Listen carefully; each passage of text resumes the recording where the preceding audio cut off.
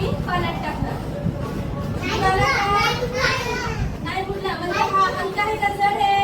ही बांगडी आता मी पाण्यात टाकणार. बुडली काय बनायचं आता हिला? जड आहे का हलकी आहे? जड आहे का हलकी? शाबास. हिच्यासाठी काळ्या वाजवायला बघा हे झाडाचं पान आहे.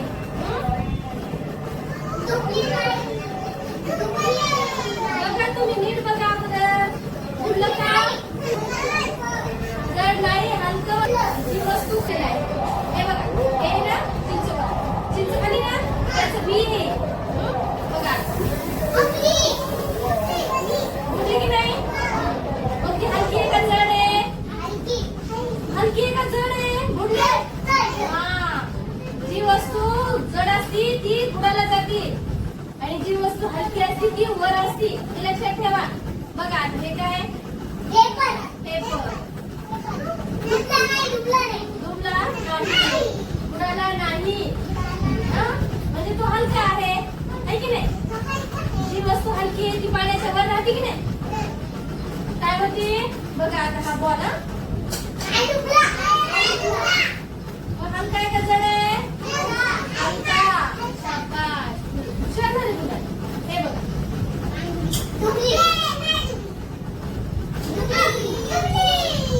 म्हणजे काय झालं आता? जड झाली. आता ती हलकी आहे का? बघा फक्त हलकं का जड एवढं सांगायचं. हलकं. राईट. मुलीसाठी टाळा. आता हा डक आहे बघा. हा डक आहे. आता बुडते का बुबा आपण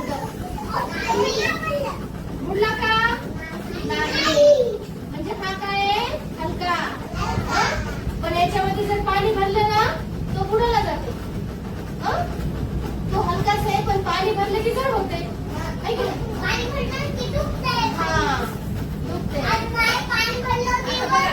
हे फ्लावर आहे. आता हे बघू आपण हलकं आहे का जड आहे? नाही गेलं ना म्हणजे हलकं आहे की नाही? का जड आहे? मग ज्या वस्तू जड असतात संस्कृती असं होतं ना ज्या वस्तू जड असतात त्या खाली राहतात आणि ज्या वस्तू हलक्या असतात त्या पाण्याच्या वर तरंगतात. जसं की मासा आहे की नाही? मासा पाण्यात पण राहते आणि वरी पण असते की नाही? त्याचं वजन हलकं. ऐका आता आपण जी होडी असते ना होडी तुम्ही कागदाची नाव तयार करतात की नाही? हा कागदाची नाव ती पाण्यावरच राहते की नाही? आधार